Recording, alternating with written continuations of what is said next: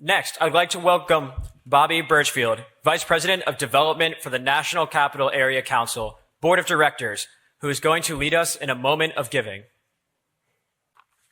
Good evening. My scouting journey began almost 60 years ago.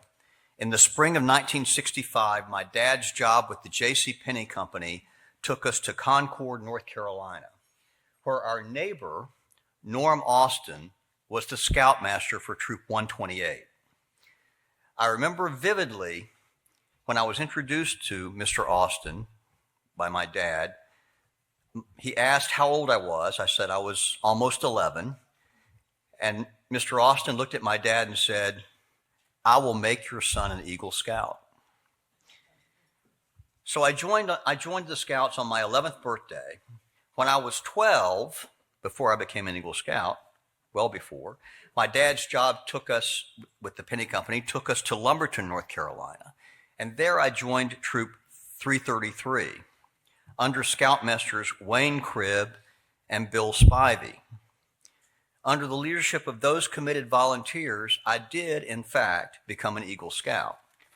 And I mentioned the names of those Scoutmasters, which I still remember 6 decades hence, because of the impact they had on my life. I'll share just one memory from my scouting days. In July of 1969, I attended the National Scout Jamboree in Farragut State Park, Idaho. I think Christian Griggs may have been there. I didn't know him at the time. I was there with almost 35,000 fellow scouts. At the same time, Apollo 11 was on its way to the moon.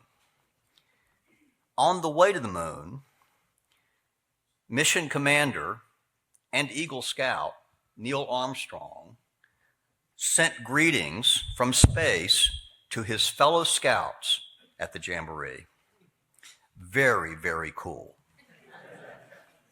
And it got better. When the lunar module, named the Eagle, landed on the moon, the first words Commander Armstrong spoke from the surface of the moon were, "Houston, Tranquility Base here. The Eagle has landed." Some say the module was named the Eagle because there was an eagle on the badge for the Lunar 11 mission. But I know 35,000 people who know differently. After 6 decades, being an Eagle Scout remains one of my most cherished accomplishments. But I have fewer merit badges than Sean and Robert. With my faith, my parents, and my friends, scouting deserves great credit for my character, my perseverance, and the other traits that helped me become successful in my career.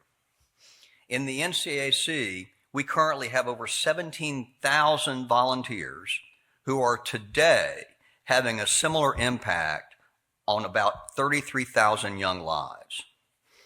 As you heard this evening, and as many of you already know from your own experience, scouting transforms lives. Now, I know you get invited in this town to many fundraising events and are able to attend only a few. Perhaps you're here tonight to honor one of our awardees, and if you are, good for you. Or you're carrying the flag of your organization, and thank you for that. Or perhaps you were a scout or the parent of a scout. But whatever the reason, the NCAC and I are personally very grateful for you being here. And the youth in this region are grateful that you are here. If anything, the challenges facing the youth of our country are even more daunting than they were when I grew up. Even with these new challenges, however, I stand before you with total confidence that the scouting programs, along with our extraordinary volunteers like Christian, Kate, and thousands of others, will help families and young people navigate these challenges and develop strong character, build leadership, and create authentic friendships. But, as you know, these programs require funding. The NCAC is remarkably efficient, relying on thousands of well-trained but unpaid volunteers and managing its resources prudently. But it costs NCAC around $275 per year to provide scouting to each scout in this region. We also have camps and facilities to operate and maintain, and leaders to train. As with everything, scouting is getting more and more expensive. But this is the simple, compelling fact.